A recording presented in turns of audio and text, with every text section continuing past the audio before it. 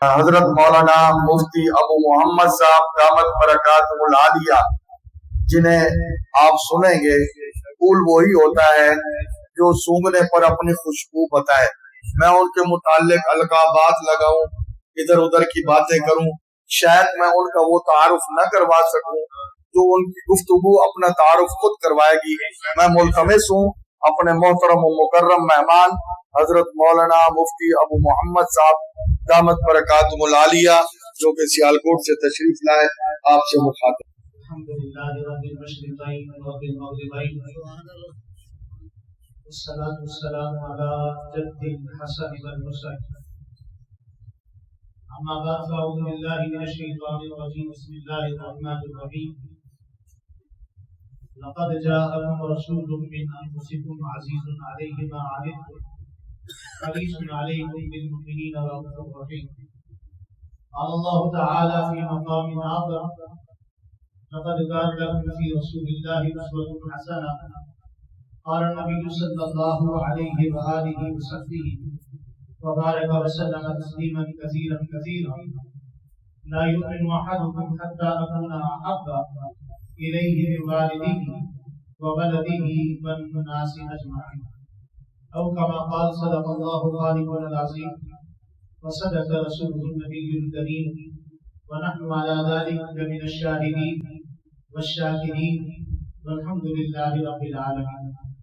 انتہائی عقیدت، محبت، ذوق شوق کے ساتھ عبادت کی نیت سے درود پاک کی تلاوت کی۔ اللہم صلی علی محمد وعلی آل محمد کما صلیت علی ابراہیم وعلی آل ابراہیم انک حمید مجید۔ اللہم صلی علی روض محمد، اللہم صلی علی جسد محمد، اللہم صلی علی ابناء محمد، اللهم صل على بنات محمد، اللهم صل على أهل بيت محمد، اللهم صل على أزواج محمد، اللهم صل على أصحاب محمد۔ جزا الله عنا سيدنا ومولانا محمد ما هو أهله صلى الله عليه وآله وصحبه وبارك وسلم تسليما كثيرا كثيرا كثيرا۔ سارے عالم کی مٹی میں جلوہ فگر، میری بات سمجھ آ رہی ہے آپ کو؟ سارے عالم کی مٹی میں جلوہ فغن، جتنی ذرے ہی اتنے آقا درود آپ پر۔ سارے عالم کی مٹی میں جلوہ فغن، جتنی ذرے ہیں اتنے آقا درود آپ پر۔ باغ کونین کے سارے اشجار میں جتنے پتے ہیں اتنے آقا درود آپ پر۔ چشم انسان کی آنکھوں سے ٹپکے ہوئے، چشم انسان کی آنکھوں سے ٹپکے ہوئے جتنے قطرے ہیں اتنے آقا درود آپ پر۔ آسمان کے دوشالے میں ٹانکے ہوئے، آسمان کے دوشالے میں ٹانکے ہوئے جتنے تارے ہیں اتنے آقا درود آپ پر۔ ہر تقریر و تحریر انسان میں، رب کونین کے قرآن میں جتنے حرف ہیں، جتنے نقطے ہیں اتنے آقا درود آپ پر۔ انتہائی سی وقات، سی محتشم حضرات علماء کرام، ہمارے دین علاقہ بزرگوں دوستوں بھائی، آج پہلی مرتبہ آپ کے اس علاقہ کی سوسائٹی کی بہت ہی خوبصورت مسجد میں، ویسے تو ہر اللہ کا گھر خوبصورت ہوتا ہے مگر مسجد کی جو خوبصورتی ہے وہ علاقے کے لوگوں کا اللہ کے گھر سے محبت اور ذوق کا تعارف بھی کرواتی ہے۔ آپ کے ذوق شوق کی اس خوبصورت نشانی اللہ کے گھر تقویٰ مسجد میں برادر مکرم، مخدوم و مکرم حضرت مولانا محمد اکرم عثمانی صاحب دامت برکاتہ القدسیہ کے حکم پر سیرت النبی صلی اللہ علیہ وسلم کے عنوان پر آپ حضرات کے خوبصورت چہروں کی زیارت کا موقع مل رہا ہے۔ مجمع میں کافی سارے علماء اکرام تشریف لائے ہیں. مولانا اندر آ جائیں, اندر آ جائیں. مولانا ابراز صاحب, مولانا انعام الحق استوری صاحب, مولانا عثمان صاحب, مولانا عبد الکریم صاحب, اور اسی طرح دوران گفتگو تشریف لائے ہیں ابھی اہل سنت والجماعت ضلع لاہور کے صدر حضرت مولانا حافظ حسین احمد صاحب دامت برکاتہ العالیہ. حضرت ماشاءاللہ تشریف لائے, میرے علاقہ کی معروف علمی شخصیت ہے. آپ سب حضرات کی محبتوں کا بہت بہت شکریہ. میں اپنی گفتگو کرنے سے پہلے ایک گزارش کرنا چاہتا ہوں کہ ہر محفل کی ایک کیفیت ہوتی ہے. آپ شادی کی مجلس میں جا کر فوتگی کی کیفیت نہیں بنا سکتے, اور فوتگی کی مجلس میں جا کر آپ شادی کی کیفیت انجوائے نہیں کر سکتے. آپ یقیناً خانہ کعبہ میں جائیں گے تو آپ وہاں کی کیفیت کچھ اور ہوگی. اللہ آپ سب کو لے جائے مسجد نبوی میں جائیں گے تو وہاں کی کیفیات کچھ اور ہوگی. باب السلام سے داخل ہو کر آقا دو جہاں کو سلام کرنے کے لیے جائیں گے تو کیفیات کچھ اور ہوں گی. اور اسی طرح مسجد میں وضو کر کے جمعے کی نماز پڑھنے آئے تو کیفیات کچھ اور ہوں گی. فجر میں آئے تو کیفیات کچھ اور ہوں گی. آپ یہ دیکھیے کہ جس مجلس میں آپ ان میں آئے ہیں اس مجلس کی نسبت کس سے. میں بہت ساری باتیں ایسی کر سکتا ہوں کہ آپ سبحان اللہ ماشاءاللہ ماشاءاللہ کریں, میری بھی بابا ہو جائے گی, پروگرام بھی ٹھیک ہو جائے گا, مگر میں ایسی کوئی گفتگو نہیں کرنا چاہتا جس نے اخلاص سے مولانا اکرم عثمانی صاحب نے دعوت دی ہے. میں چاہتا ہوں کہ یہ پروگرام میرے لیے بھی اور آپ کے لیے بھی, دنیا میں بھی اور آخرت میں بھی باعث فخر بن جائے. دعا سے پہلے ہم اپنی کوئی کیفیات ایسی بنا کر اٹھیں کہ وہ جذبہ حضور کی ذات محبت کا, اطاعت کا ایسا بن جائے جو آج سے پہلے نہیں تھا, آج کے بعد ہوگا انشاءاللہ. تو کیفیات بنا کے بیٹھے کہ اس وقت ہم جو آئے ہیں ایک خالص مجلس رسول اللہ صلی اللہ علیہ وسلم کی مجلس ہے. اللہ تعالیٰ اسی مجلس کی برکت سے اللہ آخرت میں بھی حضور کی مجلس عطا فرمائے. توجہ فرمائیے انشاءاللہ. میں ابتدائیہ کچھ باتیں ایسی بھی کرنا چاہتا ہوں کہ آپ کا ذوق بھی نہ ٹوٹے, کیونکہ آپ نے بہت سارے احباب سبحان اللہ سننے کے لیے آئے, لیکن آخر میں انشاءاللہ کچھ ایسی گفتگو بھی کریں گے جس کا تعلق سبحان اللہ کے بعد استغفر اللہ سے بھی سنیں گے انشاءاللہ. دیکھیے حضور نبی کریم صلی اللہ علیہ وسلم اس کائنات فانی میں اس ہستی کا نام ہے. حضور وہ شخصیت ہے کہ جب دنیا میں آپ تشریف لائے تو آپ کی تشریف آوری کے لیے اللہ تعالیٰ نے کائنات میں تعریف کا, مدح سرائی کا جو قاعدہ اور کلیہ تھا وہ اللہ تعالیٰ نے بدل دیا. کیسے بدلا؟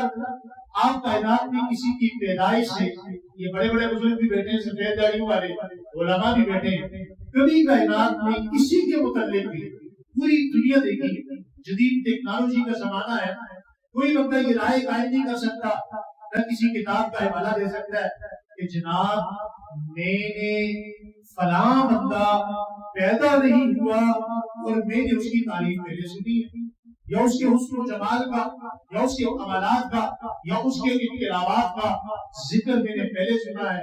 ساری کائنات کے لیے اللہ تعالیٰ کا قاعدہ کلیہ ضابطہ یہ ہے کہ ساری کائنات پیدا پہلے ہوتی ہے, لوگ اسے دیکھنے کے بعد, مشاہدے کے بعد, لوگ اس کو ججمنٹ کرنے کے بعد, اپنی آنکھوں سے دیکھنے کے بعد اس کی تعریف اور مدح سرائی بعد میں کرتے ہیں. اس کائنات فانی میں جسے ہم دنیا کہتے ہیں, اس کائنات فانی میں, اس دنیا میں جتنے بھی لوگ آئے ہیں سب کے لیے یہی قاعدہ کلیہ ضابطہ ہے. اگر یہ قاعدہ ٹوٹا ہے تو صرف آمنہ کے لال کے لیے کہ جب حضور کی باری آئی تو کائنات میں اللہ تعالیٰ نے جتنے یہ ضابطے تھے سارے توڑ دیے اور تعریف کا پیمانہ قائم کیا اور فرما دیا کہ ساری کائنات پیدا بعد میں ہوگی, پیدا پہلے ہوگی, تعریف بعد میں ہوگی, مگر آمنہ کا لال آئے گا بعد میں, تعریف یا اللہ کتنا پہلے ہو، یہ اشارہ کرتا جاتا ہے یا اللہ کتنا پہلے ہو. وہ حیرا کے آپ میں ہوگی آپ اس سے بھی پہلے ہوگی، اور راہب کے تقریروں میں ہوگی آپ اس سے بھی پہلے ہوگی. یا اللہ حضرت عیسیٰ کی بشارت میں ہوگی آپ اس سے بھی پہلے ہوگی. یا اللہ کتنا پہلے ہوگی، حضرت موسیٰ کی دعاؤں میں ہوگی، کہا نہیں اس سے بھی ہوگی، اس سے بھی پہلے ہوگی.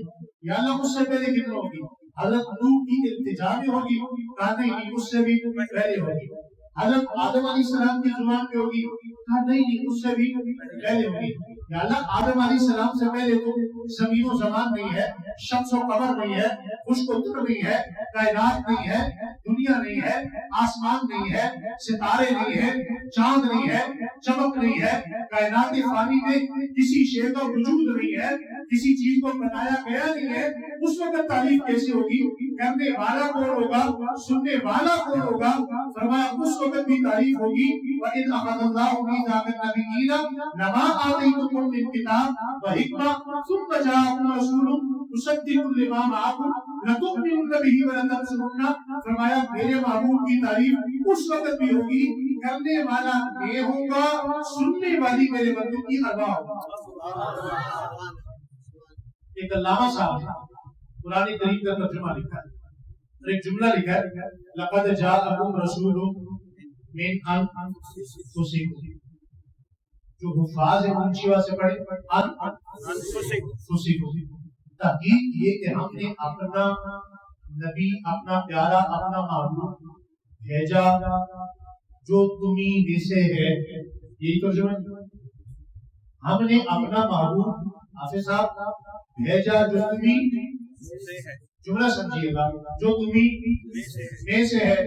تو یہاں وہ لوگ جو علماء کے علاوہ قرآن کریم پڑھنے کی کوشش کرتے یا اس کی دعوت دیتے تو انہیں ایک مغالطہ ہوا. مغالطہ کیا ہوا، انہوں نے کہا جی تمہیں میں سے ہے تو تم جیسے ہیں. سمجھ آ رہی؟ تھوڑا سا دماغ کو یاد رکھیے گا، تمہیں میں سے ہے تو کیا تم جیسے ہیں. تو علامہ ابوسی رحمۃ اللہ علیہ نے اس نقطے کو حل کیا. فرمایا لقد جاءکم رسول من انفسکم. فسکم وہ تمہیں میں سے ہے، انفسکم تم جیسا نہیں. انفسکم سمجھ آ رہی ہے؟ سمجھیں گے تو بہت لطف آئے گا. انفسکم وہ تمہیں میں سے ہے، انفسکم تم جیسا. انفسکم وہ تمہیں میں سے ہے، اس کا خاندان بھی ہے، اس کا تعلق بشری نسل سے ہے، نسل انسانی سے ہے. ان کے والد بھی ہیں، ان کی والدہ بھی ہے، ان کی اولاد بھی ہے، ان کی 4 بیٹیاں ہیں، ان کے 3 بیٹے ہیں، ان کی بیویاں ہیں، ان کے بھائی ہیں، ان کے چچا ہیں، ان کی پھوپھیاں ہیں. وہ تمہیں میں سے ہے. انفسکم وہ تم جیسے نہیں. یاد رکھیے کیا بات ہوئی کہ وہ تم جیسے نہیں ہے. یہ جو جملہ ہے نا انفسکم تمہیں میں سے ہے، تو لوگوں نے اپنے اوپر قیاس کرنا شروع کیا. ہم میں سے ہیں تو ہم جیسے ہیں. بھائی میں بہت مختصر الفاظ میں سمجھانا چاہتا ہوں. دیکھیے بچہ پیدا ہوتا ہے ناپاک ہوتا ہے. کیا ہوتا ہے؟ بولیے ناپاک ہوتا ہے. انفسکم وہ تمہیں میں سے ہے، انفسکم تم جیسے. بچہ پیدا ہوتا ہے ناپاک ہوتا ہے، حضور پیدا ہوئے پاک پیدا ہوئے. بچہ پیدا ہوتا ہے آنکھوں میں گندگی ہوتی ہے، حضور پیدا ہوئے آنکھوں میں سرما لگا ہوا ہے. بچہ پیدا ہوتے ناخن بڑے ہوتے، حضور پیدا ہوئے ناخن کٹے ہوئے. بچہ پیدا ہوتا ہے بالوں میں غلاظت ہوتی ہے، حضور پیدا ہوئے سارے سر میں پورے بال تھے، کنگا کیا ہوا ہے. بچہ پیدا ہوتا ہے اس کا نارو کاٹنا پڑتا ہے، ناک جدا کرنی پڑتی ہے. حضور پیدا ہوئے ماں کے پیٹ سے ہی ان کی ناک کٹی ہوئی ہے. شمائل ترمذی اٹھائیے. بچہ پیدا ہوتا ہے اس کا ختنہ کرانے کے لیے اسے ڈاکٹر کے سامنے لے جانا پڑتا ہے. حضور پیدا ہوئے مختون پیدا ہوئے. کیوں کہ وہ تم میں سے تو ہیں لیکن تم جیسے نہیں. تم جیسے نہیں ہے۔ حضور نبی کریم کے والد گرامی فوت ہوئے بھی چند دن ہوئے، حضرت آمنہ کے متعلق ایک شکایت ہو گئی۔ شکایت کیا ہوئی؟ دادا جان ناراض ہو گئے، سسر تھے، کہا بابا جان محسوس کر رہی ہوں کہ کچھ دنوں سے آپ بات نہیں کر رہے اور آپ کی کیفیات بدلی ہوئی ہیں۔ یہ جتنے سسر بیٹھے ہوئے نا، یہ بھی ذرا غور سے سنیے گا۔ آپ کے گھر میں جو بہو ہے، یہ بہو کا لفظ کوئی اچھا لفظ نہیں ہے۔ بیٹے کی بیوی یہ بیٹی ہونی چاہیے، بہو نہیں ہونی چاہیے۔ اس کے لیے مناسب لفظ کیا ہے؟ کیا لفظ ہے؟ بیٹی۔ بہو کا لفظ ٹھیک نہیں ہے۔ کہا بیٹا میں محسوس کر رہا ہوں کہ آپ نے خوشبو نکالنی شروع کر دی ہے۔ فرمایا بابا جان آپ نے کب سے محسوس کیا؟ آنکھوں میں آنسو آ گئے۔ حضرت آمنہ رو پڑے۔ آپ نے محسوس کیا کہ میں نے خوشبو نکالنی شروع کر دی؟ ہاں میں دیکھ رہا ہوں کہ آپ جب گھر میں آتی ہیں تو خوشبو آتی ہے، اور ایسی خوشبو آتی ہے جو میں نے پہلے کبھی سنی نہیں۔ تم نے نگاہی کہاں سے، لائی کہاں سے؟ وہ آنکھوں میں آنسو آئے۔ فرمایا بابا جان میں نے کوئی خوشبو نہیں لگائی، اصل بات یہ ہے کہ جب سے یہ بچہ محمد میرے بدن میں آیا ہے، میں چلتی ہوں راستے میں درخت مجھے جھک کے سلامی کرتے ہیں، پتھر پھوڑ کے مجھے سلامیاں دیتے ہیں، میں دھوپ میں چلتی ہوں بادل مجھ پہ سایہ کرتے ہیں، اور بابا جان جب میں گھر میں آتی ہوں روشنی اندھیرا ہوتا ہے، روشنی چھا جاتی ہے۔ بابا جان کیا پوچھتے ہیں؟ جب سے میں اس بچے کو لے کر گھر میں آتی ہوں تو میرے جسم سے ایسی خوشبو آتی ہے جو پہلے کبھی میں نے خود بھی نہیں سنی۔ یا کس چیز کا کمال ہے؟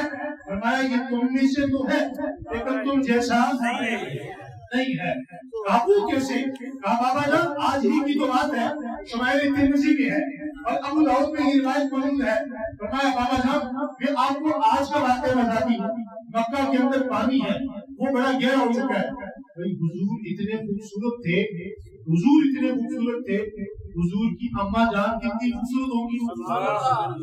مولانا مدنی عالم میٹھی رحمۃ اللہ علیہ نے لکھا ہے کہ جب حضور دنیا میں آنے لگے تو یہود و نصارہ نے پہلے بتا دیا کہ جس گھر میں حضور آئیں گے اس گھر میں اس ماں کا نام آمنہ ہوگا۔ تو مکہ المکرمہ میں، عرب میں، حجاز میں 1100 عورتوں کا نام لوگوں نے اپنی بیٹیوں کا نام آمنہ رکھا تاکہ وہ آخری مہمان محمد مصطفیٰ اگر آئے تو ہماری بیٹی آمنہ کے گھر میں آئے، مگر وہ آمنہ ایک ہی تھی جس کے گھر میں اللہ نے محمد مصطفیٰ کو پیدا کرنا تھا۔ فرمایا ابا جان کیا پوچھتے ہیں؟ مکہ کا وہ کنواں بڑا خشک ہو چکا ہے، میں روزانہ جب پانی بھرنے جاتی ہوں تو وہاں پر مجھے اپنے ڈھول کے ساتھ رسی باندھنی پڑتی ہے، اپنے ڈھول کے ساتھ مجھے کپڑا باندھنا پڑتا ہے، پھر پانی نکلتا ہے۔ لیکن بابا جان میں چند دنوں کی کہانی آپ کو بتاؤں، آنکھوں میں آنسو ہے اور ایک غم کی کیفیت ہے کہ کاش میری خوشیوں کا وقت، میرے جسم سے خوشبو کا آنا، ان بادلوں کا سایہ کرنا، ان درختوں کی شاخوں کا جھک کر کچھ پہ سایہ کرنا، سلامیاں دینا، آج محمد مصطفیٰ کا بابا حضرت عبداللہ بھی دیکھتے مگر وہ دنیا میں بھی ہے۔ مگر بابا جان آپ تو سنیے نا، سنیے، کہا بیٹا سنائیے۔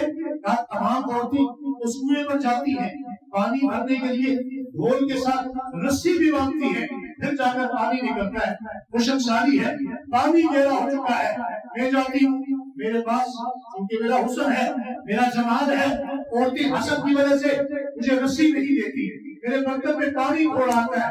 لیکن بابا جان کیا پوچھتے ہیں؟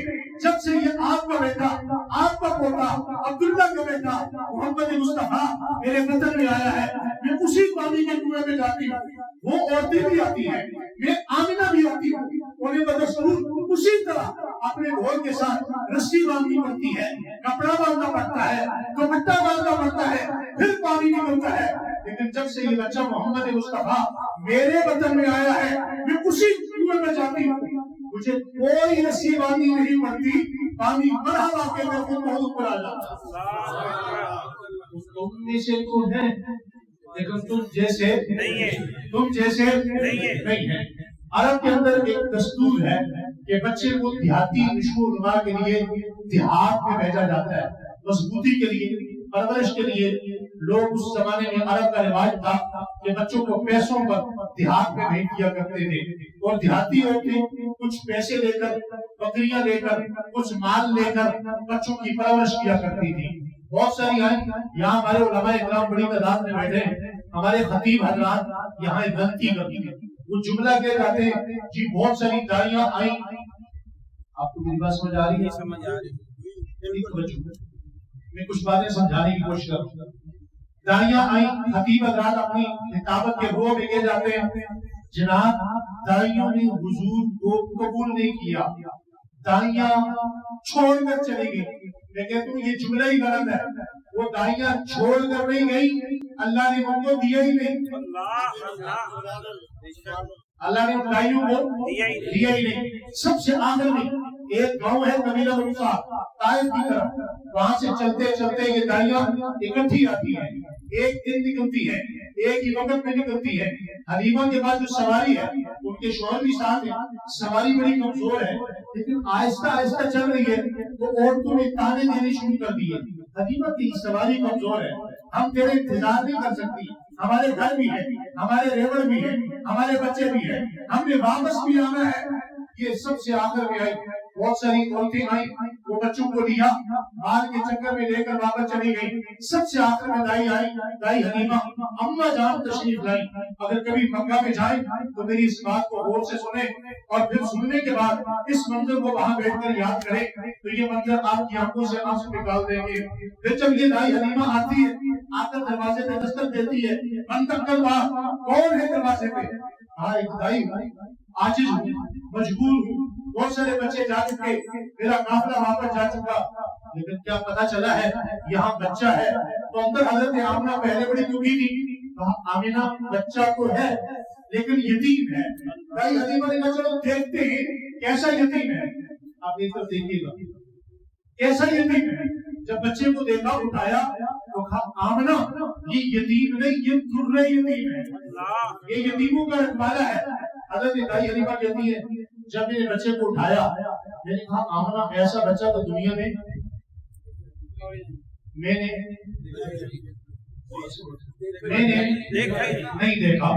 آمنہ کہتی ہے میں نے ایسا بچہ نہیں دیکھا، حلیمہ کہتی ہے میں نے ایسا بچہ نہیں دیکھا، دادا عبدالمطلب کہتے ہیں میں نے ایسا بچہ نہیں دیکھا، ابو طالب کہتے ہیں میں نے ایسا بچہ نہیں دیکھا، اہل مکہ کہتے ہیں ہم نے ایسا بچہ نہیں دیکھا۔ اب یہ جملہ غلط تھا، یہ لوگ یہ سمجھے کہ ہم نے نہیں دیکھا شاید کہیں ہو، ہم نے نہیں دیکھا شاید کہیں ہو، تو اللہ تعالیٰ نے حضرت جبرائیل کو بھیجا، کہا جبرائیل تم نے تو سارے نبی دیکھے، سارے رسول دیکھے، سارے پیغمبر دیکھے، ذرا آپ جائیے آپ دیکھ کر بتائیے کیا آپ نے بھی کوئی دیکھا ہے؟ حضرت جبرائیل آئے، حضور کی زیارت کی، زیارت کرنے کے بعد حضور نبی کریم صلی اللہ علیہ وسلم کا زیارت کے بعد جو جبرائیل کے الفاظ تھے، شیخ سعدی نے ان کو اپنے الفاظ میں رنگ دے کر کہا افا کہا گدیدہ بہرے تابا مزیدہ بسیائے خوب عقیدہ، لیکن کچھ چیزیں دی گئی۔ اللہ میں نے آدم علیہ السلام کو دیکھا ہے، میں نے جناب نوح کو دیکھا ہے، میں نے جناب یوسف کے حسن کے جلوے دیکھے، میں نے جناب موسیٰ کا جلال دیکھا ہے، جناب عیسیٰ کو دیکھا ہے، نبی دیکھے، پیغمبر دیکھے، رسول دیکھے، لیکن اللہ میں جبرائیل کہتا ہوں کہ میں نے بھی ایسا نہیں دیکھا۔ اللہ کہتے ہیں ہوتا کیسا، ہمیں دیکھتا کیسے، ہم نے بنایا ہی نہیں، ہم نے وہ سانچے ہی توڑ دیا جس سانچے سے ہم نے محمد مصطفیٰ کو بنایا۔ تم میں سے تو ہیں مقام ادب، تم جیسے نہیں ہے۔ یہ جتنے لوگ یہاں سے اللہ سب کو مدینہ لے جائے، یہ جو باب السلام سے جوتے لے کر جاتے ہیں اندر، اور موبائل ایک ہاتھ میں موبائل دوسرے ہاتھ میں جوتے، تو وہ بھی یہ ذہن میں رکھیں کہ تم میں سے تو ہیں لیکن تم جیسے نہیں ہیں۔ اس پر ایک دو باتیں اور برکت کے لیے عرض کرنا چاہتا ہوں۔ دائی حلیمہ حضور کی برکات کتنی ہے، یہ نہیں ہو سکتا کہ آپ دل جمی سے یہاں بیٹھے اور اس محفل کی برکت نہ ہو۔ آپ برکت دیکھیے، دائی حلیمہ کہتی ہے میں نے سوچا، نہ سمجھ آ رہی ہے، آپ ادھر دیکھیں، میں نے سوچا کہ گھر میں بکریوں میں کچھ نہیں، کشک سالی ہے، خود میں بوڑھی ہوں، میرے جسم میں کچھ نہیں ہے، ایسے کیسے ہوگا کہ میں اتنے خوبصورت بچے کو لے جاؤں گی اور کیسے پالوں گی، اس کے لیے دودھ کا انتظام کہاں ہوگا، خوراک کا انتظام کہاں ہوگا۔ میری طرف دیکھیے، دائی حلیمہ کہتی ہے کیوں میں نے بچے کو اٹھایا؟ بچہ کون ہے؟ محمد مصطفیٰ امام الانبیاء. کہتے ہیں کیوں اٹھایا؟ تو ایسا لگا کہ محمد مصطفیٰ نے اپنی ماں کو پہچان لیا ہے. ایک ماں کی گود سے دوسری ماں کی گود میں آ رہے ہیں تو مسکرا دیے. کہنے لگے جیسے ہی میں نے حضرت محمد مصطفیٰ کو ننھے منھے مصطفیٰ کو یوں اٹھا کے یوں اپنے کندھے کے ساتھ جس طرح چھوٹے بچے کو رکھتے جیسے ہی سر رکھا تو جیسے جیسے سر میرے کندھے سے مس ہوتا گیا میرے جسم میں دودھ بھرتا گیا. یہ اپنی کیفیت ایسی ہے نہ آمنہ کو بتا سکتی نہ کسی اور کو بتا سکتی. کہا آمنہ مجھے رخصت کر, کہا مجھے جانے دے, جلدی جلدی میں اپنے شوہر کو بتاؤں. حضور کو لے کر باہر نکلتی ہے, وہ کمزور سی سواری ہے, تھوڑا سا ادب بھی سمجھتے جائے. باہر نکلی, اپنی گود میں حضور کو دیا. سواری اٹھتی نہیں ہے, بڑا کوشش کی پھر بھی نہیں اٹھی. بات سمجھ آ رہی ہے؟ بڑی کوشش کی پھر بھی نہیں اٹھی. اللہ نے دل میں بات ڈالی, حلیمہ اس کو پیچھے کیوں بٹھاتی ہے؟ یہ ساری کائنات کے نبیوں کا امام ہے, یہ پیچھے رہنے کے لیے نہیں آیا, یہ موجود ہو امامت کوئی اور کرے. نہیں, یہ جو نبی ہے نا یہ نبیوں کی امامت کے لیے آیا ہے. جہاں یہ ہوگا وہاں مصلی میں اور کوئی نہیں آئے گا. پھر حضور صلی اللہ علیہ وسلم کو دل میں یہ خیال آیا, فوراً اپنے شوہر کی گود میں دیا. وہ سواری کھڑی ہو گئی. اب وہ سواری جو بڑی کمزور تھی, بڑے دنوں بعد پہنچی تھی, اب اس کو اللہ تعالیٰ نے اپنے وجدان میں کہتا ہوں, تخیل میں کہتا ہوں کہ اللہ تعالیٰ نے سب اچھی ایروپلان کے پر لگا دیے. اب وہ دھول اڑاتی, مٹی اڑاتی, لمحوں کے اندر اس قافلے تک پہنچ گئی جو کل پرسوں پہلے یہاں سے ہم سے ہو چکے تھے. اب پیچھے اس کے قدموں کے نیچے اللہ نے نبی کے قدموں کے نیچے زمین کو سمیٹنا شروع کر دیا. جب قریب پہنچی تو بھائیوں نے کہا دیکھو یہ مٹی اڑاتا, یہ دھول اڑاتا کون آ رہا ہے؟ جب قریب آئی تو کہا یہ تو حلیمہ لگ رہی ہے. جب قریب سے گزرنے لگی کہا حلیمہ رک تو صحیح, سواری بدلنی ہے؟ فرمایا نہیں, سوار بدل گیا ہے. کہا رکتی کیوں نہیں؟ ذرا رک تو صحیح. کہا پہلے اس پرتھوی کی بات میرے ہاتھ میں تھی, اب کسی اور کے ہاتھ میں ہے. دائی حلیمہ گھر پہنچتی ہے, آگے ماں اس انتظار میں ہے کہ میں اپنی بچیوں کو خوشخبری دوں تمہارے گھر میں کون آ رہا ہے. بچیاں اس انتظار میں ہے کہ ماں آئے تو ہم ماں کو بتائیں کہ آج بکریوں نے اتنا دودھ دیا ہے کہ گھر میں برتن بچے بھی ہیں, سارے برتن پانی کے بجائے کھانے کے بجائے دودھ سے بھرے ہوئے ہیں. حضور اس گھر میں پہنچے تو جیسے پہنچے تو مغرب کے بعد کا وقت, کون سا مغرب کے بعد. غربت میں ڈھیرے ڈالے میں دیوے میں جلانے کے لیے تیل نہیں ہے, دیوے میں جلانے کے لیے تیل نہیں ہے. امام تاج الدین سیوطی رحمۃ اللہ علیہ فرماتے ہیں جیسے ہی بچے کو اٹھا کر دائی حلیمہ کو دیا اور فرمایا بیٹا جلدی جلدی دروازہ کھولو. کیا دیوا نہیں جلا؟ کہا اماں تیل نہیں. کیا نہیں ہے؟ کیا نہیں ہے؟ اور جملہ سننے والا ہے تاج الدین سیوطی تقماتی شاہد کبریٰ کی چوتھی جلد میں امام تاج الدین سیوطی رحمۃ اللہ علیہ نے جب اس بات کو لکھا تو امام تاج الدین سیوطی کو اس غم میں بخار ہوا, 17 دن بخار میں رہے. یہ وقت بھی آنا تھا کہ میرے نبی چاہے کہ تیل نہیں ہے, لیکن اگلا جملہ سن کے امام تاج الدین سیوطی پر رشی آئی. ابن تیمیہ رحمۃ اللہ علیہ نے لکھا ہے کہ مجھے اس جملے نے امام تاج الدین سیوطی کا عاشق بنا دیا کہ وہ سچے عاشق رسول تھے. سنیے گا, کہا اماں جان کیا نہیں ہے؟ آپ تھکے نہیں, بات سمجھ آ رہی ہے؟ آپ کا مزاج ہے بولنے کا تو تھوڑا سا بولیے. کہا کیا نہیں ہے؟ تیل نہیں ہے. اب نہ ماں کو پتا ہے نہ بیٹی کو پتا ہے کہ جو آ رہا ہے وہ ساری کائنات کو روشن کرنے آ رہا ہے, اس کی موجودگی میں کسی تیل کی ضرورت نہیں ہے. جیسے حضور کے اوپر سے اللہ اکبر,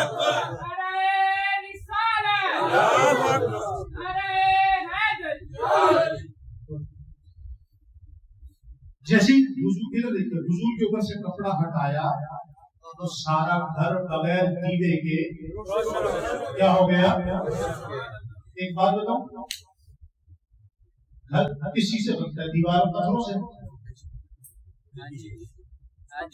دیواریں پتھروں کی تھی نا, چھت بالوں کا ہوگا نا, کھجوروں کا ہوگا نا, شاہوں کا ہوگا نا. ان کو سمجھ آ گئی، وہ روشن ہو گئے، آپ کے اور میرے دل روشن کیوں نہیں ہوئے؟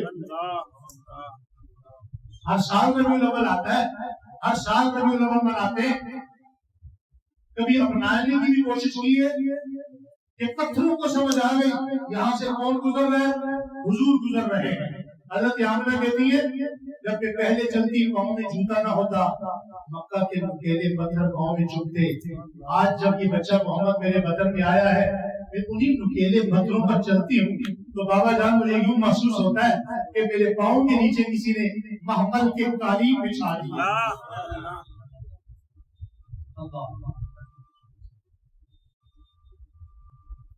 بات سمجھ آ رہی ہے؟ توجہ۔ حضور کی برکات پر آخری بات کر کے ایک دو باتیں اور کرتے ہیں۔ حضور کی برکت کیسی ہے؟ کچھ دن گزرے،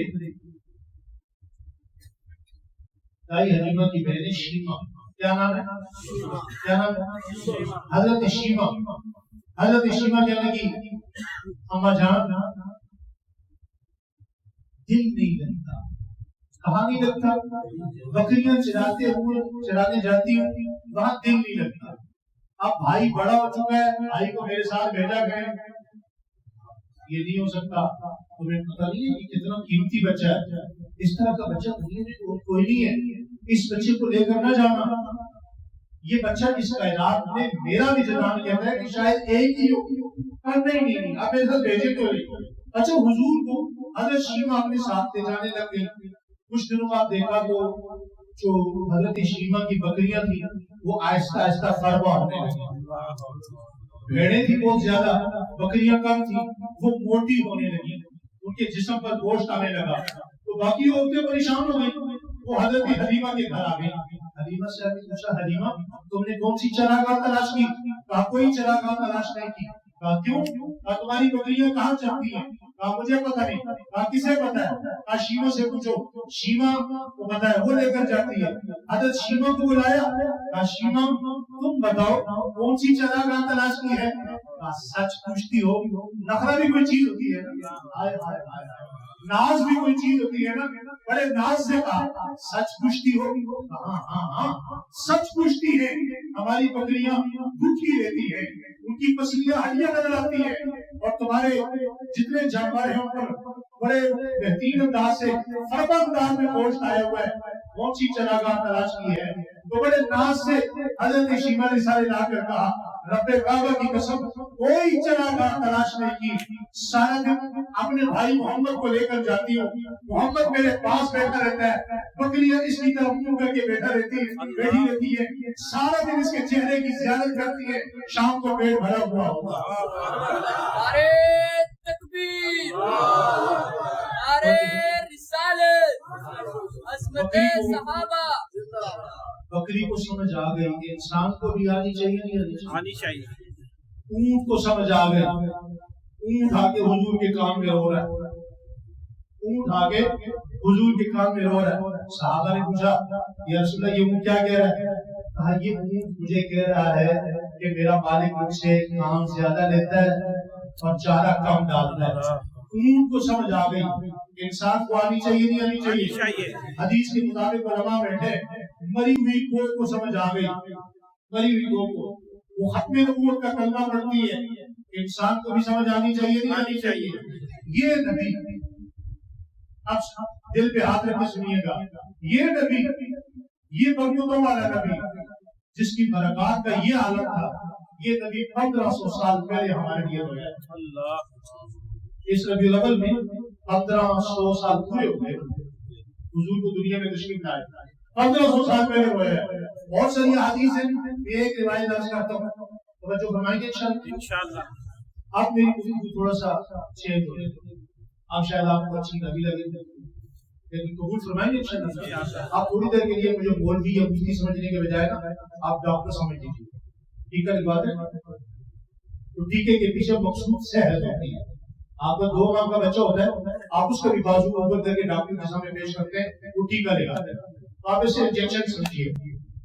حضور حضرت عائشہ صدیقہ رضی اللہ عنہا روتی ہوتی، یہ جملہ میرا، یہ میری بات ان کانوں سے نہیں دل کے کانوں سے سنتی، روتی ہوئی رات کے وقت اپنے بابا جان حضرت ابوبکر کے گھر جاتی ہیں اور کہتی ہیں ابا جان جلدی اٹھیے. عائشہ کیا ہوا؟ تو ہمارا رسول اللہ روتے ہوئے گھر سے نکلے. جب میں پیچھے جانے لگی تو مجھے ایک اشارے سے منع کر دیا.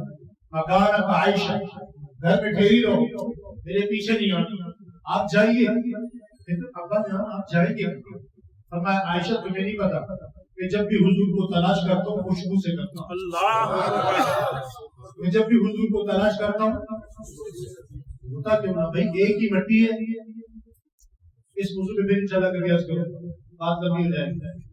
حضور کو خوشبو پہ تلاش کرتے کرتے کرتے مدینہ سے باہر آج بھی وہ باغ موجود ہے حضرت ابو طلحہ رضی اللہ تعالیٰ عنہ کا.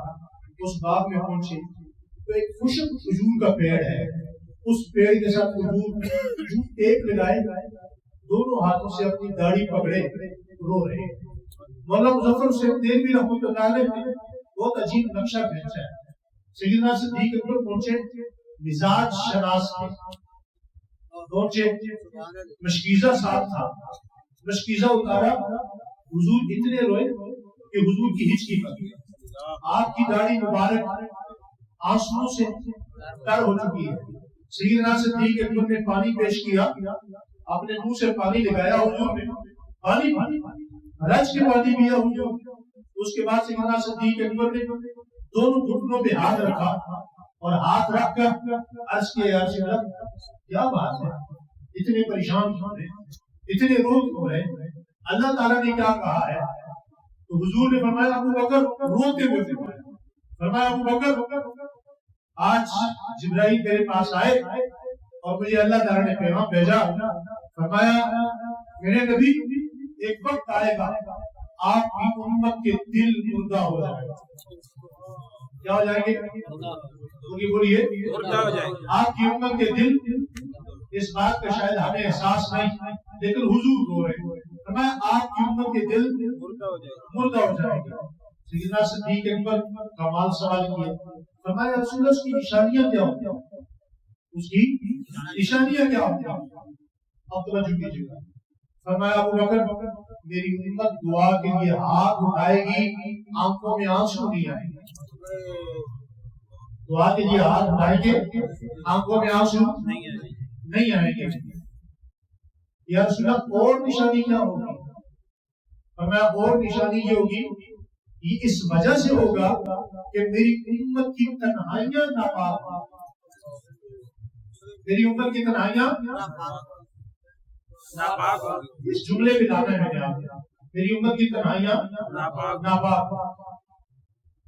اچھا سیدنا صدیق اکبر نے سنا، سیدنا صدیق اکبر کمزور دل کے مالک تھے، وہ بھی رونا شروع ہو گئے. یا رسول اللہ اس کا حل کیا ہوگا؟ اس کا حل کیا ہوگا کہ دعائیں بھی قبول ہو، آنکھوں میں آنسو بھی آئیں. فرمایا میری امت یا تو اللہ سے نیا دل مانگے یا میری امت اپنی تنہائیاں پائے. کیا کرے؟ ربیع الاول گزرا ہے، کتنے لوگوں نے منایا ہے. رمضان گزرتا ہے، کتنے لوگ مناتے ہیں. مطاف پہ جائیں اتنا رش لگ چکا ہے کہ اندر صرف احرام والوں کو اجازت ہے. دعائیں مانگی جا رہی ہیں، قبول ہو رہی؟ بولیے بھائی. کتنا سیلاب آیا، قبول ہو رہی ہے؟ کتنا طوفان ٹوٹا ہے غزہ کے اندر، دعائیں قبول ہو رہی ہیں؟ آنکھوں میں آنسو آ رہے ہیں. اس کو کہتے ہیں دل مردہ ہونا، تنہائیاں کا پاک ہونا. میرے خدا کی قسم رمضان میں بڑے بڑے مجمع میں کراچی سے لے کر پشاور تک بڑے بڑے، آپ تو وہ تھوڑی تعداد میں بیٹھے ہیں، ہزاروں کے مجمع میں بات کرنے کا موقع ملا. پچھلے دنوں ہمارے مرشد حضرت مولانا سید صدر وجود شاہ صاحب سندر بابا جی کا اجتماع تھا. میں نے وہاں بھی پوچھا، میں نے کہا کتنے بڑے بڑے علماء بیٹھے، مجازین بیٹھے، خلفاء بیٹھے، صاحب نسبت لوگ بیٹھے اور عالی نسبتوں کے امیر لوگ بیٹھے، لیکن ایک بندہ ہاتھ کھڑا کر کے بتاؤ کہ کیا آج بھی کسی کا دل پاک ہے؟ سیرت کے جلسے بڑے خوبصورت ہیں، قوموں میں بڑے خوبصورت ہیں، ظاہر یہ نعرے بڑے اچھے ہیں، بظاہر یہ صورتیں بڑی اچھی ہیں، سیرت پر کتابیں بڑی اچھی لکھی جا چکی ہیں، الفاظ بڑے اچھے ہیں، ناخواں اور مولوی کا گیٹ اپ بڑا اچھا ہے، وہ کپڑے بڑے اچھے پہنتے ہیں، وہ ڈریسنگ بڑی اچھی کرتے ہیں، لیکن کیا وہ جو کہتے ہیں ان کے اندر ہے؟ کوئی ایک دل بتائیے جس دل میں حسد نہ ہو، ایک دل بتائیے جس میں عجب نہ ہو، ایک دل بتائیے جس میں تکبر نہ ہو، ایک دل بتائیے جس میں ریاکاری نہ ہو، ایک دل بتائیے جو دوسرے کو برداشت نہ ہو۔ ایک بندہ ایسا کھڑا ہو جائے جس دل کے اندر یہ ساری چیزیں ہیں۔ اور جہاں تک تنہائیوں کی پاکی کی بات ہے، بہت سارے نوجوان بیٹھے ہیں جی، یہ کس کس کے پاس ہے؟ پاسورڈ لگا ہوا ہے جی؟ کیوں لگا ہوا ہے؟ اس لیے کہ اس کا ڈیٹا ہماری پرسنالٹی سے میچ نہیں کرتا۔ جو میں ہوں وہ یہ نہیں ہے، جو یہ ہے وہ میں نہیں ہوں۔ کیا کوئی بندہ اپنا موبائل کسی کو کھول کے دکھانے کو تیار ہے؟ کیا سرچنگ پوائنٹ کسی کو دکھا سکتے ہیں آپ؟ کس کو نہیں پتا کہ جب رات کو کوئی نہیں دیکھ رہا ہوتا تو ہم کیا دیکھ رہے ہیں؟ سب کو نہیں پتا۔ اس کو کہتے ہیں تنہائی نامہ۔ آپ کو پتا ہے، آپ ایک عجیب بات بتاؤں، جہاں کچھ لوگ صحابہ کے دیوانے بیٹھے ہیں، ایک عجیب بات آپ کی نظر، یہ جملہ حافظ صاحب کی نظر، پوری حدیث ہے، آج سمجھ آ رہی ہے؟ سبحان اللہ کہیں۔ آپ پریشان ہو گئے، پریشان نہ ہو، حل نکالیں گے، آپ کو دوائی بھی دیں گے، عرض بتائیے، تشخیص بتائیے تو دوائی بھی بتائیں گے۔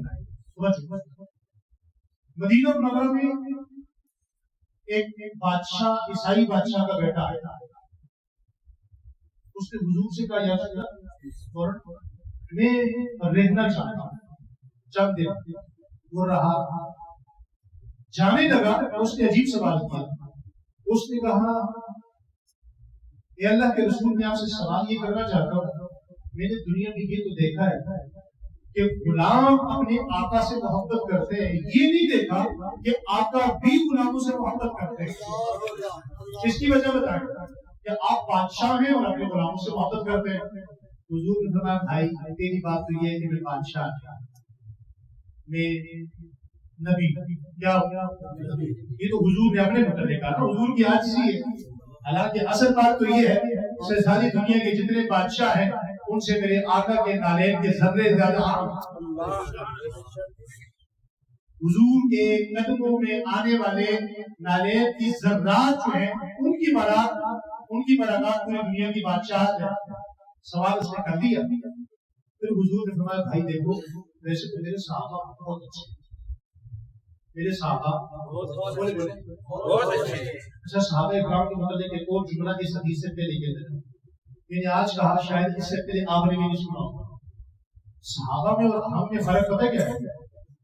ہمیں جنت میں جانے کے لیے اعمال کی ضرورت ہے، اس کی مگر صحابہ وہ ہیں جن کے پاس مقام صحابہ ہے۔ مقام صحابہ کی موجودگی میں ان کو جنت میں جانے کے لیے کسی اور عمل کی ضرورت نہیں ہے۔ اب ان کے کوئی عمل بھی نہ ہو تو ان کا مقام صحابیت بھی ان کے جنتی ہونے کے لیے ہے۔ میرا یہ عنوان نہیں ہے، اس پر پھر انشاءاللہ کبھی عرض کروں، ٹھیک ہے؟ بعض لوگ کہتے ہیں کہ صحابہ سے بھی تو غلطی ہوئی، بھائی خطا گناہ، خطا گناہ غلطی یہ صرف نبیوں سے نہیں ہو سکتی۔ اللہ کے نبی، آج مولانا نے جو آیت پڑھی، لقد کان لکم فی رسول اللہ اسوۃ حسنہ، حضور نمونہ ہے۔ حضور سارے کام کر سکتے ہیں مگر ایک کام نہیں کر سکتے، ایک کام وہ کون سا کام ہے؟ حضور توبہ نہیں کر سکتے۔ بھائی توبہ ہوتی ہے غلطی کے بعد، حضور معصوم ہے۔ بلندی کے درجات کے لیے توبہ کرنا یہ الگ چیز ہے، الگ حصہ ہے، استغفار کا حکم ہے قسم سے حدیث میں، لیکن حضور نے گناہ ہی نہیں کیا تو توبہ کس بات کی؟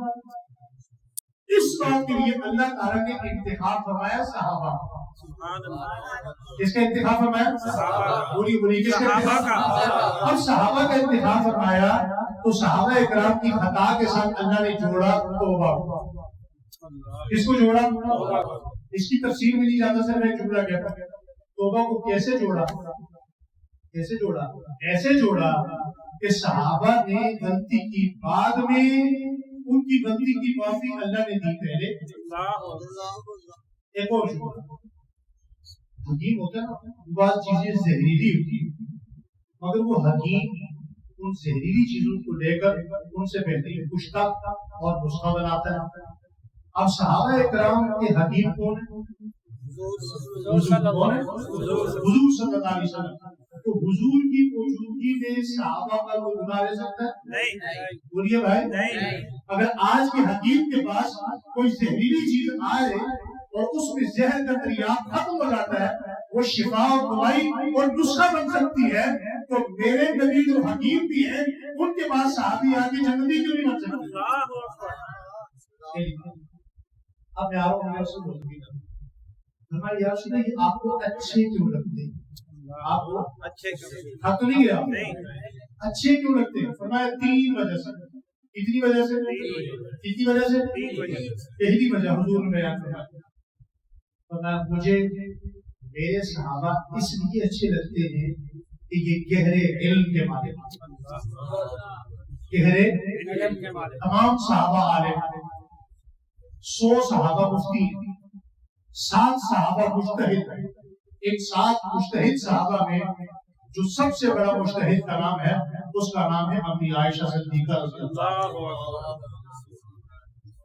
دوسری وجہ یہ آپ لوگ سوسائٹی میں رہتے ہیں، یہ معاشرے سے متعلق ہے. اب یہ بات نہیں فرمایا یا رسول اللہ دوسری وجہ آپ کو آپ کے صحابہ کیوں اچھے لگتے ہیں؟ فرمایا مجھے میرے صحابہ اس لیے اچھے لگتے ہیں کہ یہ آپس میں بے تکلف، آپس میں بے تکلف.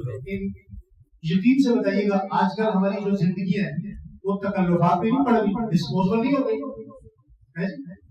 شادی کارڈ نہ دیے تو ناراض ہو گئے، اچھا گرم کھانا نہ ملا تو ناراض ہو گئے، پلاسٹک کی چیئر نہ ملی، کرسی نہ ملی تو ناراض ہو گئے، بیٹھنے کے لیے کوئی اچھی جگہ نہ ملی تو ناراض ہو گئے. چھوٹی چھوٹی باتوں پر. لیکن صحابہ کی زندگی میں جو سب سے اہم پہلو تھا، جو حضور کو بڑا پسند تھا، وہ بے تکلفی. حضرت عمر مسجد کے اندر آئے، سارے کپڑے بارش سے بھیگے ہوئے. فرمایا عمر سارے صحابہ کے کپڑے خشک ہیں، آپ کے کپڑے گیلے کیوں ہیں؟ فرمایا یا رسول اللہ میں آیا، میں نے مسجد میں دائیں بائیں دیکھا، مجھے جگہ کہیں نہیں ملی، میں کھڑکی میں بارش میں کھڑے ہو کے آپ کی بات سنتا. عمر جیسا بندہ، اس کو بے تکلفی کہتے ہیں. ہم چھوٹی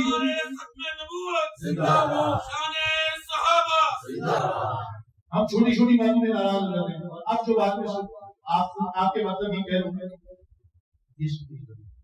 فرمایا رسول اللہ تیسری وجہ، فرمایا مجھے تیسری وجہ صحابہ اس لیے اچھے لگتے ہیں کہ ان کی تنہائیاں بڑی پاک. یہ کون کہہ رہا ہے؟ ہائے ہائے ہائے، یہ کون کہہ رہا ہے؟ فرمایا مجھے اس لیے اچھے لگتے ہیں وہ بھائی صحابہ کی تنہائیوں میں رسول اللہ نے فخر کیا ہے. فخر سے کہا مجھے اس لیے اچھے لگتے وہ ہم یستغفرون، یہ جب تنہا ہوتے ہاتھ اٹھاتے رونا شروع کر دیتے ہیں، اور جب ہم تنہا ہوتے ہم کیا کرتے ہیں؟ اچھا اس کا حل بتاؤ. تھکے ہوئے تو نہیں؟ مدینہ منورہ میں ایک بستی ہے، اس بستی کا نام الہامہ ہے. مجھے متعدد مرتبہ اس بستی میں جانے کا موقع ملا ہے. اس بستی میں 3 مقام ہیں، ایک حضرت حسن کا، ایک حضرت حسین کا، اور ایک حضرت ظاہر کا. یہ ظاہر وہ صحابی ہیں جو حضور کے لیے کدو اگا کے لاتے ہیں. حضرت یہ پڑھایا نا آپ نے کدو حضور پسند فرماتے ہیں، تو یہ کسی کو نہیں پتا یہ کدو لاتا کون تھا. یہ بڑے لمبے لمبے صحابی تھے، سیاہ کالا رنگ تھا، بڑے غریب تھے. شمائل ترمذی میں کا ذکر ملتا ہے لمبے لمبے 2 دام تھے، کبھی کبھی جسم پہ کرتا بھی نہیں ہوتا تھا، مگر حضور ان سے کتنا پیار کرتے تھے. حدیث میں آتا ہے کہ اللہ کے نبی ایک دن بہت سارے صحابہ کے ساتھ آئے تو یہ راستے میں بیٹھے ہوئے کچھ آٹے کی چیزیں بنا کر بیچ رہے تھے. پیچھے سے آگے وہ بچپن میں آپ کو یاد ہوگا ہم دوسرے کی آنکھوں میں ہاتھ رکھ لیتے تھے اور پھر ہم آواز بدل کے کہتے ہیں بتاؤ بھائی میں کون، بتاؤ بھائی میں. حضور نے بھی ایسے ہی کیا. اب جب حضور پیچھے سے آئے تو حضور نے آنکھوں میں ہاتھ رکھا اور حضور نے آواز بدل کے کہا بتاؤ بھائی میں کون ہوں؟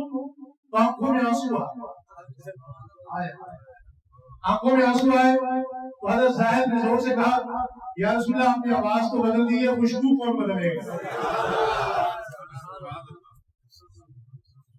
خوشبو تو نہیں بدلی۔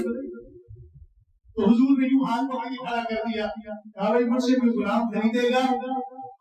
کتنے میں خریدے گا؟ تو بڑی عاجزی سے کہا یا رسول اللہ میں کتنا غریب ہوں، میرے بدلے میں تو آپ کو 2 درہم بھی کوئی نہیں دے گا۔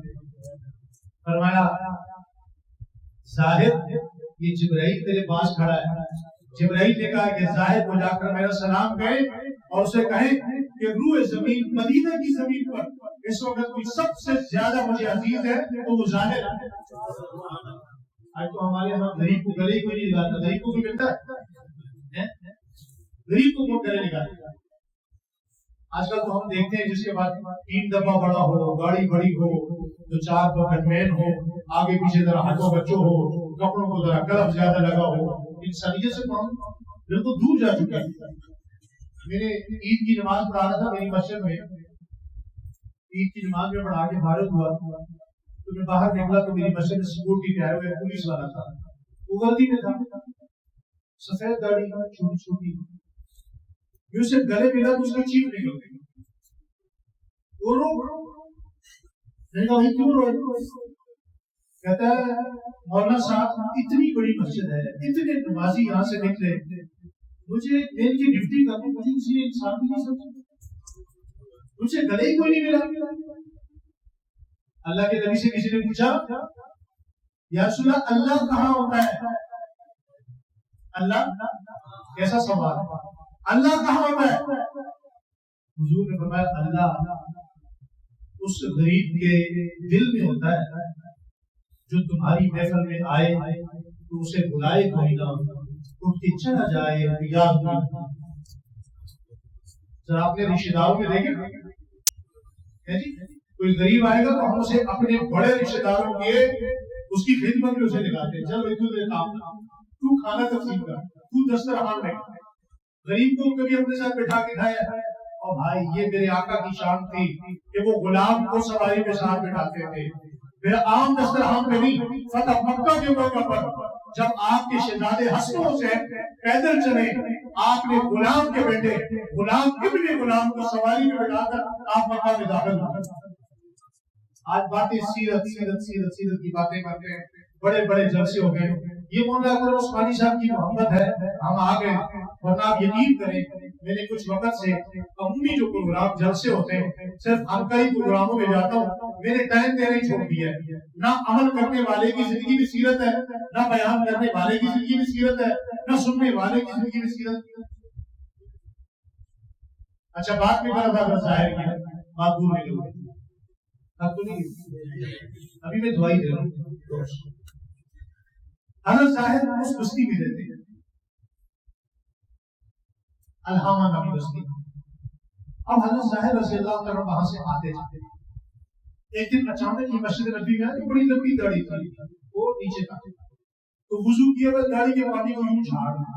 اب حضور نماز پڑھا کے مصلی میں بیٹھ گئے، تو حضور نے مسکرا کے کہا ظاہر کچھ کہنا چاہتے ہو؟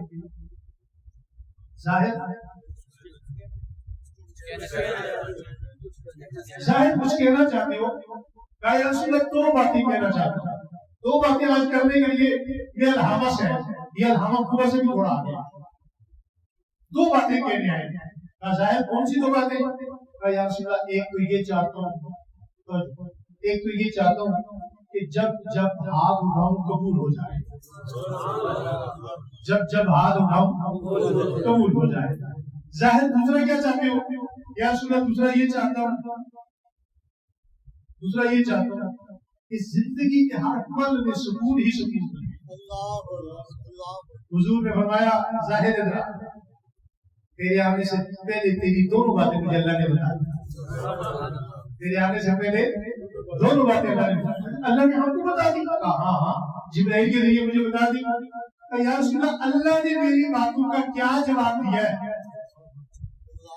اللہ نے میری باتوں کا ظاہر اللہ نے پہلے تجھے سلام کہا،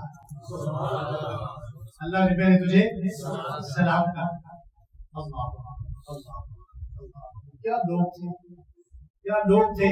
تارے اللہ نے زمین پہ تارے تھے زمین پہ،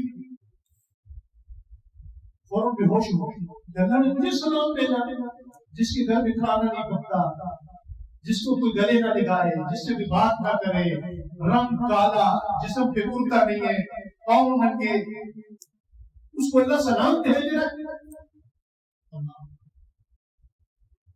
صحابہ اکرام نے پانی شانی پلایا، تلیاں شلیاں بس گئی، ہوش کوئی نہ آئے. حضور نے فرمایا پیچھے ہٹ جاؤ. جو دستے نبوت پھیرا تو حضرت ظاہر کھڑے ہوئے، آنکھوں میں آنسو ہے. یا رسول اللہ بتائیے اللہ نے کیا کہا ہے؟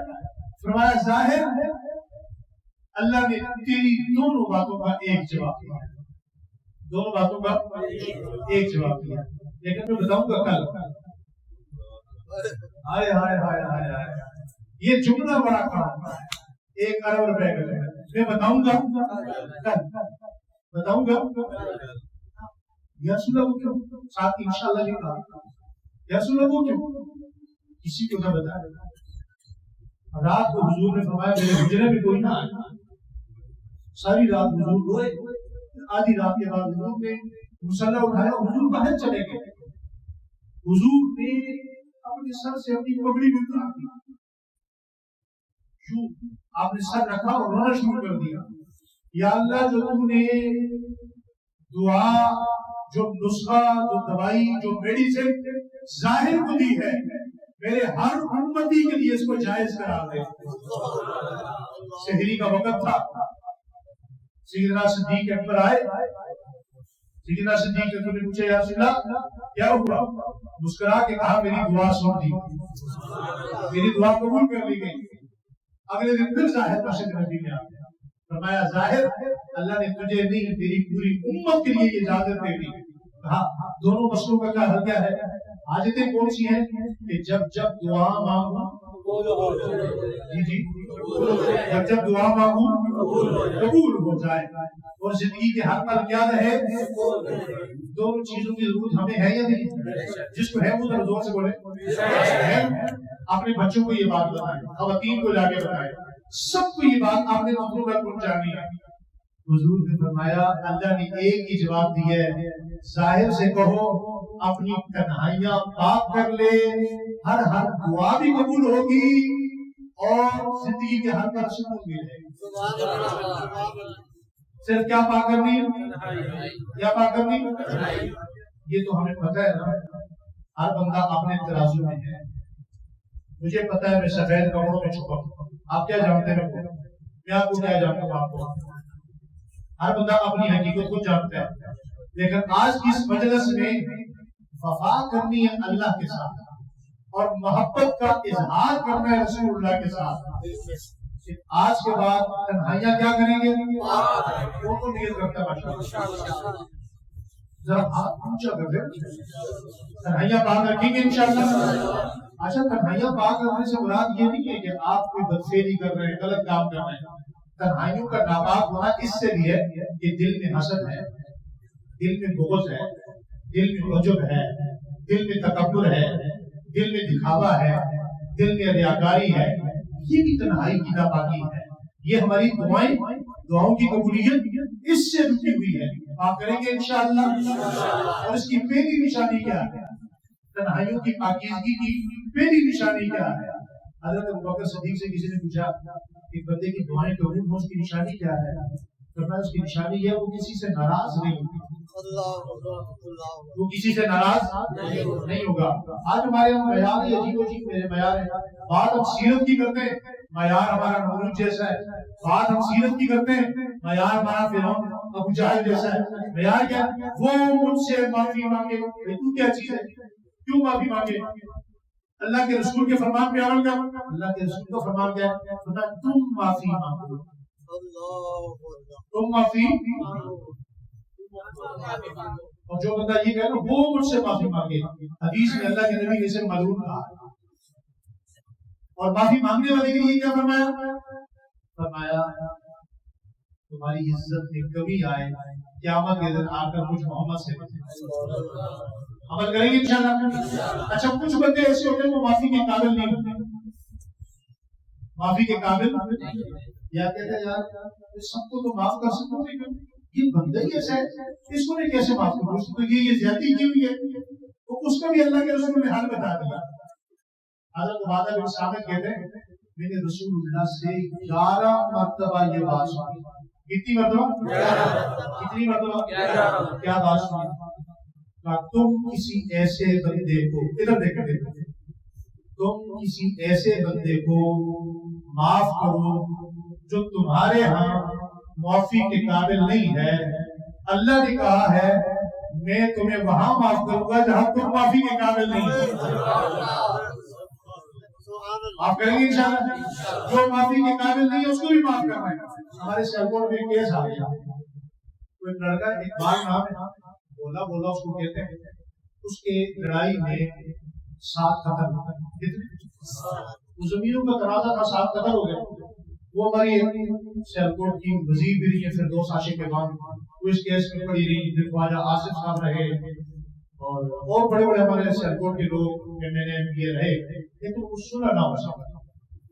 معاملہ سپریم کورٹ تک گیا، بندے لٹک گئے، سزائیں ہو گئے۔ مجھے کسی نے کہا یار آپ کرنے کی کوشش کریں، میں نے اس لڑکے سے ٹائم دیا، میں نے کہا اقبال ذرا آ، بولا اس کو کہتے ہیں میں بولیا آ چلیے ذرا تیرا سیر سپاٹا کرائیے، کہتے کتنے جانا؟ میں کہا کسی خانقاہ سے بھیڑ تو رہا ہوں یہ مری چلنے، جو اسے اپنی گاڑی میں بٹھایا، میں لے گیا۔ 2-3 دن میں نے موقع بنایا کہ موقع بنے تو میں بات کروں۔ رات 2 بجے کا وقت تھا، ہم ایک جگہ بیٹھے ہوئے تھے، شدید سردی تھی، میں نے اسے موقع بنا تو میں نے بات سنا۔ جیسی میں نے بات سنائی اس نے چائے چھوڑی، اس نے کہا بولی صاحب اٹھو، ہونے کوئی بندہ بلاؤ کہ میرے کو لکھوا دو۔ حالانکہ اس کی ماں قتل، خالہ قتل، نانا قتل، بہنیں قتل، اپنے بچے قتل، 7 قتل ایک گھر کے۔ اچھا جب صلح کے لیے سارے بیٹھے، ان لوگوں کو بلایا جو قاتل تھے وہ بھی آ گئے، تو وہ جو قاتل تھے نا وہ کھڑے ہوئے، انہوں نے کہا جی ہمارا جس پلاٹ میں جھگڑا تھا وہ پلاٹ بھی ہم بولے کے نام کرتے ہیں اور 25 مربع زمین ہے وہ بھی بولے کے نام کرتے ہیں۔ پھر قربان جاؤں، کوئی عاشق ایسا ہوتا ہے نا کہ وہ اس دنیا میں ایسے کام کر جاتا ہے، میرا وجدان کہتا ہے کہ وہ قبر سے کھڑا ہوگا تو میرے رسول باہیں ملا کے اسے گلے نکالے۔ وہ بولے نے کیا کہا؟ انہوں نے کہا میں نے صلح اللہ کے لیے کی ہے، پلاٹوں کے لیے نہیں۔ وہ پلاٹ بھی تمہیں مبارک، وہ زمینیں بھی تمہیں مبارک، میرے سارے قتل تم معافی کے قابل نہیں تھے، میں نے اللہ کی اپنی معافی کے لیے تم سب کو معاف کر دیا۔ مجھے خواجہ آصف صاحب نے فون کیا، مفتی صاحب کیا کیا آپ نے؟ میں نے کہا کچھ نہیں کیا، صرف اللہ کے نبی پہ درود پڑھا، درود پڑھا تو سن ہو گئی۔ آپ کریں گے انشاءاللہ؟ آپ میں سے کون کون ہے جو یہاں سے اس نیت کے ساتھ جائے گا کہ میں آج کے بعد کسی سے ناراض، میرے بھائیوں سے ناراض، رشتہ داروں سے ناراض، پڑوسیوں سے ناراض، کسی پہ تنقید نہیں کروں گا؟ دل صاف لے کے جائیں۔ اگر آج میں سے ایک بندہ بھی یہ نیت لے کے چلا گیا نا، یہ پروگرام ہم سب کی نجات کے لیے کافی ہے۔ میں بہت ساری باتیں ایسی جانتا ہوں کہ آپ سبحان اللہ ماشاء اللہ سبحان اللہ ماشاء اللہ کریں، بلکہ ایسی باتیں بھی جانتا ہوں کہ وہ کروں تو آپ ایسے بھی کہیں گے جو ہمارا ماحول ہے آج کا، لیکن نہیں، میں نے اپنا وقت بھی قیمتی بنانے کی کوشش کی ہے، آپ کا بات سمجھ آئیے نہیں؟ اچھی لگی بات، عمل کریں گے انشاءاللہ۔ اب سب سے آخری بات، اس میں ہاتھ جو بھی کہتے ہیں جو بھی دلاتے ہیں، ہمارا جو معاشرہ بن چکا ہے، کہتے ہیں کہ پگڑی اتار کے آپ کے قدموں میں رکھ دے رہے ہیں، کہتے ہیں یہ سارے مولوی علماء کھڑے ہو جاتے ہیں، شیخ الحدیث بھی ہیں، یہ سارے آپ کے سامنے ہاتھ جوڑ لیتے ہیں، اس بات کو اپنا شعار بنا رہے ہیں۔ بندہ آیا حضور کے پاس کہ یا رسول اللہ وصیت کرتے ہیں علاقے میں جا، کہا تم دیکھ رہے ہو کہ وضو کرو، ابو بکر سے پوچھو، وہ ابو بکر صدیق کے پاس جاتا ہے، ابو بکر صدیق ناراض ہو جاتے ہیں کہ حضور ہم میں موجود ہیں اور مجھ سے وصیت پوچھ رہے ہیں۔ فرمایا ناراض نہ ہو، میں حضور کے پاس گیا تھا، حضور وضو کر رہے ہیں، آپ کے پاس بیٹھا ہے، پاس بیٹھا ہے، کیا تم اللہ تعالیٰ سے اس حال میں ملنا چاہتے ہو کہ تم اللہ سے راضی رہو اور اللہ تم سے راضی ہو جائے؟ جی بالکل۔ قبر میں اس حال سے اٹھنا چاہتے ہو کہ اللہ تم سے راضی ہو، تم اللہ سے راضی ہو؟ جی بالکل۔ ابو ابو بکر صدیق نے جو جملہ کہا، میرا دل کرتا ہے کہ سونے کے پانی سے ہر مسجد کے محراب میں یہ جملے لکھنے چاہیے۔ کیا کہا؟ فرمایا اپنے جسم میں دو چیزیں میٹھی کرو۔ کتنی چیزیں؟ دو چیزیں جن کے پاس اللہ نے زبان دی وہ دو بولے۔ کتنی چیزیں؟ فرمایا ایک اپنے جسم میں دل میٹھا کر لو، دوسرا اپنے جسم میں زبان میٹھی۔ آج ہمیں شوگر مٹھائی اتنی بھائی، سلمان سبیل اور مٹ سبیل اور نہ جانے کیا کیا سبیل، کہ شوگر رگوں میں آ گئی، زبان میں نہیں آئی۔ اتنی چیزیں میٹھی کرنی ہے بھائی، اور کون نیت کرنا ہے؟ عمل کریں گے انشاءاللہ، زندگی باقی، ملاقات باقی، وہاں آ رہی ہے۔